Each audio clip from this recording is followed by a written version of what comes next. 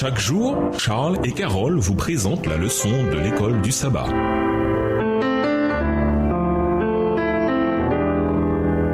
Bienvenue dans votre émission Dieu nous parle. Nous voilà la leçon de lundi, dans un tribunal étranger. Finalement, après la chute de Babylone et l'arrivée au pouvoir des Médo-Perses, beaucoup de Juifs retournèrent dans leur pays d'origine, mais tous ne rentrèrent pas. Certains restèrent là où ils vivaient depuis une génération ou plus. Nous avons donc un peu de contexte pour l'histoire d'Esther. En ces jours-là, le roi Xerxès s'assit sur le trône royal de Suse, la citadelle. Esther 1, le verset 2. C'est à partir de là que commence le récit biblique. L'Empire perse sous le règne de ce roi. Dans le chapitre 1, Vashti perd la faveur du roi, ce qui amène ce dernier à chercher une autre reine pour remplacer Vashti tombée en disgrâce. C'est là qu'Esther et son cousin Mardochée apparaissent pour la première fois. Lisons Esther 2, les versets 1 à 9. Que nous enseignent ces versets sur la situation de Mardochée et Esther. Esther 2, les versets 1 à 9. Après ces choses, lorsque la colère du roi Assuérus se fut calmée, il pensa à Vashti, à ce qu'elle avait fait et à la décision qui avait été prise à son sujet. Alors ceux qui servaient le roi dirent: qu'on cherche pour le roi des jeunes filles vierges et belles de figure, que le roi établisse dans toutes les provinces de son royaume des commissaires chargés de rassembler toutes les jeunes filles vierges et belles de figure à Suse, la capitale, dans la maison des femmes, sous la surveillance d'Égée, eunuque du roi et gardien des femmes, qui leur donnera les choses nécessaires pour leur toilette, et que la jeune fille qui plaira au roi devienne reine à la place de Vashti. Cet avis eut l'approbation du roi, et il fit ainsi. Il y avait dans Suse, la capitale, un juif nommé Mardochée, fils de Jaïr, fils de Shimei, fils de Kis,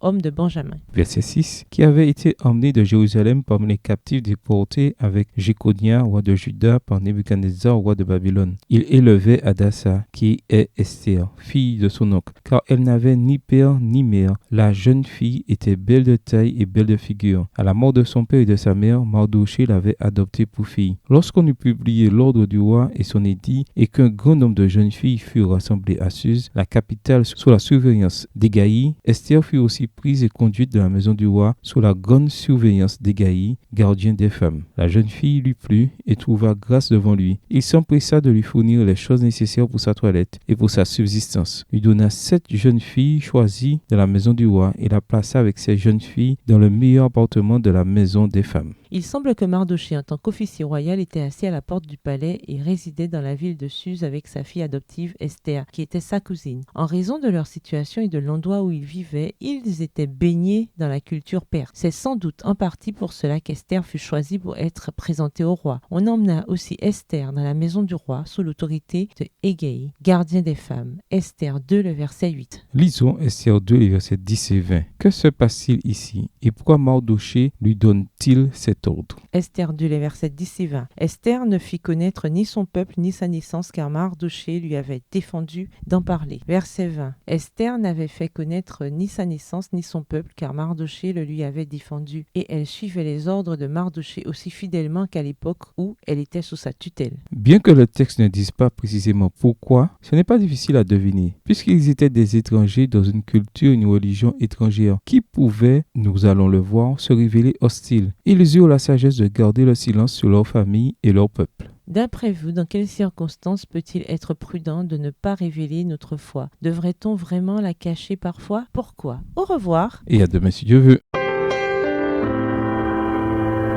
Dieu nous parle. Chaque jour, Charles et Carole vous présentent la leçon de l'école du sabbat.